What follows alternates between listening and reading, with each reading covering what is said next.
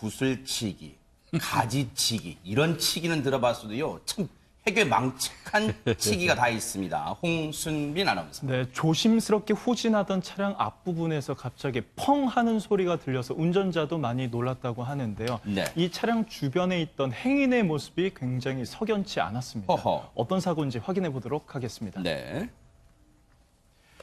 네, 한 남성이 도로를 걷다가 후진하던 차량에 다리를 부딪힙니다. 어허. 지금 왼발을 절뚝거리면서 고통을 호소하고 있는데요. 네. 다리를 다친 듯 다리를 부여잡고 운전자에게 항의를 하는 듯한 몸짓을 취합니다. 오른발 다친 것 같아요. 오른다리를. 그렇습니다. 네네. 오른다리를 이렇게 허벅지를 부여잡고 네. 이제 고통을 호소하고 있어요.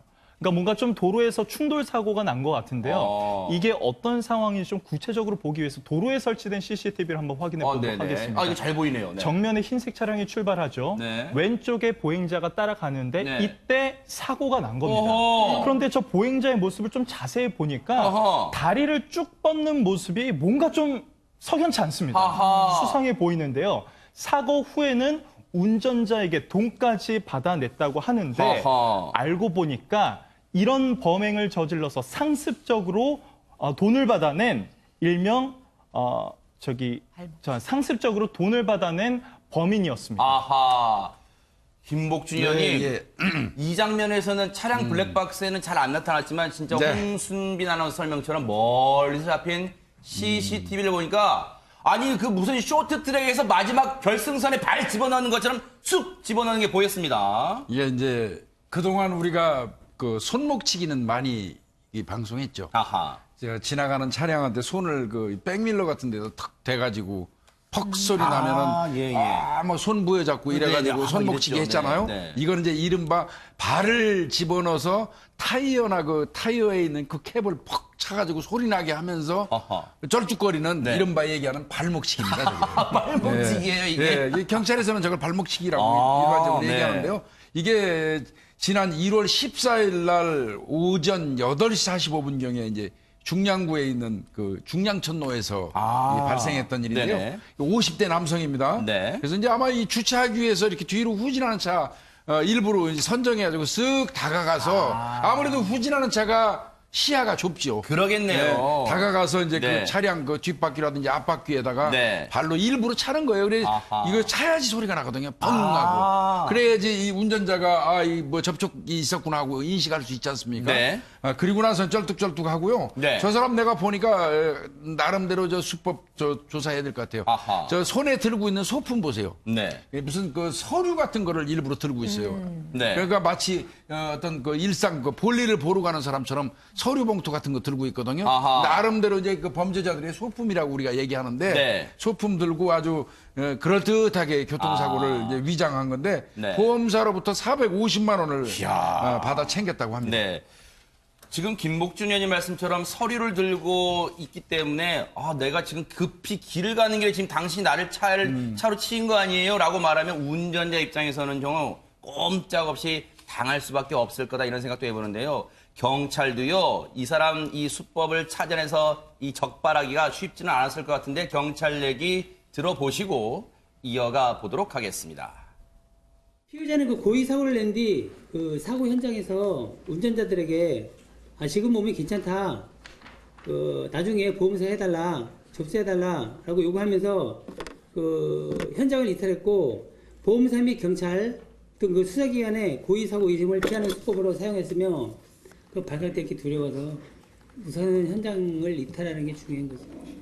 모두 총 5회에 걸쳐서 2,700만 원 상당을 보험회사 3개사 상대로 편취한 그 혐의입니다. 수법 중에서 그 손목치기 수법들이 상당히 많았습니다. 그것은 그 운전자들이 그 효과음이 작기 때문에 피의자는 알고 있었던 거죠.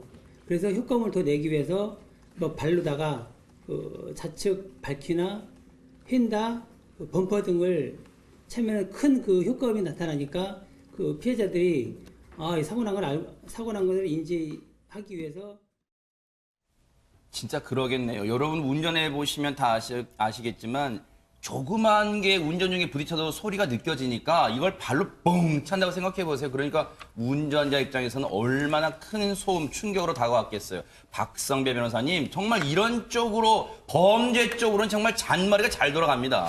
이렇게 손목치기나 발목치기로 교통사고를 유발하는 사람들 한두 번으로 그치는 경우가 오히려 드물 겁니다. 그래서 이 사건이 일어났을 때 경찰이 혹시 더 여죄가 있지 않을까 수사를 하는 건 당연했고요. 네. 제가 추정컨대는 이 사건으로 적발된 다음에 보험회사에 협조를 구했을 겁니다. 여러 보험회사에 이 사람이 보험금을 수령한 내역이 있는지를 물어봤을 겁니다. 아하. 보험금을 수령하면 기록은 다 남아있으니까요. 예, 예. 그런데 확인해 보니까 비슷한 위치에서 같은 수법의 범행이 계속 반복된 걸 확인한 것 같아요. 아하. 그래서 당시 차량을 운전했던 운전자분들을 하나하나 조사하고 그리고 네. 보험회사로부터 각 사고 내역을 들여다본 다음에 드디어 그 여러 가지 여죄가 그대로 그러니까요. 밝혀지게 이릅니다. 아하. 2017년 12월부터 올해 1월까지 네. 서울 중랑구 동부시장 일대에서 무려 5차례에 걸쳐서 보행 중 일부러 교통사고를 유발합니다. 그래서 네. 보험회사한테서만 총 2,700만 원을 편취를 했는데 개인적으로 운전자로부터 합의금을 더 취득했을 수는 있어요. 그러네요. 더 조사가 이루어질 네. 법도 한데 일단은 그것만으로도 네. 지난달 26일 구속됐습니다. 구속이 됐어요. 그런데요, 유인경 기자님 앞서 경찰의 브리핑 중에 있었지만 이 사람이 정말 머리를 잘 굴린 것 같아요. 지금은 좀 몸이 괜찮을까요? 이따 나중에 보험사 접수해 주세요. 뭔가 왜 이런 식으로 머리를 굴렸을까요? 뭔가 이유가 있었을까요? 대부분 저런 교통사고가 나면 사람들이 즉석에서 뒷목 잡고 맞아요. 나타나고 막 이러잖아요. 예, 복장 자체가 좀 불량스럽게 나타나는데 뭐 약간 정장 입고 서류 봉투까지 갖고 네네. 있고 또 어떠십니까? 그럼 지금 괜찮으니까 처리하세요 하면 다 믿게 되는 거죠. 예. 그래서 사람들로부터 조금 더 의심이 없게 한다면 뒤에서 이렇게 해냈고 더구나 장소가 주로 시장통이었어요. 그래서 뭐 후진하다가 자기도 잘 모르고 불법 주차했을 수도 있고 하다 보니까 어쨌든 현장을 빨리 벗어나자라고 했던 분들에게 이제 위기감을 줬던 것 같은데요. 네. 어떤 네티즌들이 이런 댓글 썼더라고요. 이 사건 네. 기사에 대해서. 저 사람 구속시키지 말고 미세먼지 길거리 그대로 세워두라고. 예. 네. 그런데 손정혜 변호사님, 사실 여성 운전자분들을 이 타깃으로 삼는 경우도 이런 이 보험 사기범들은 많이 노릴 수도 있을 것 같아요. 그러니까 항상 운전하면서 조금 조심스러울 때가 있고요. 같은 상황에서 여성 운전자에 대해서 더 공격을 한다거나 맞아요. 가해를 한다거나 타겟을 하는 경우들이 많고 더군다나 여성들이 낯선 곳에 혼자 있는데 또 가해자가 막 뭐라고 하면 또 위축되는 심리 그러게요, 효과가 진짜. 있거든요. 그런 면을 이용해서 이렇게 보험 사기의 타겟으로 하는 경우들이 있어서 좁은 골목길 갈 때 굉장히 긴장하게 그러니까요. 되거든요. 네. 서로 안전 운전은 해야 되지만 이런 상황에서 사실 피해가 있었을 때 한번 다퉈보자 하는 것도 쉽지 않습니다. 아하. 그런 면을 악용하는 게 아닌가 생각이 듭니다. 실제로 이 보험 사기범이 지금 보시는 것처럼 여성 운전자에게는요, 딱 이 고함을 지르고 막 위협적으로 대하니까 여성 운전자분들이 꼼짝없이 당할 수밖에 없었다고 해요. 그런데 김복준 의원님, 예. 이런 보험 사기 관련해서 혹시 예. 운전자 입장에서 예방법 같은 것도 있습니까 혹시?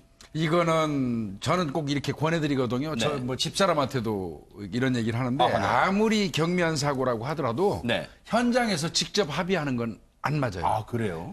가능하면 경찰서나 보험회사를 불러서 네. 처리하는 게 좋고 요즘에 블랙박스 다 있잖아요. 그분들 나오면 전문가기 때문에 확인 다 합니다. 네. 그렇게 좀 하는 방법을 좀 택하시고요. 네.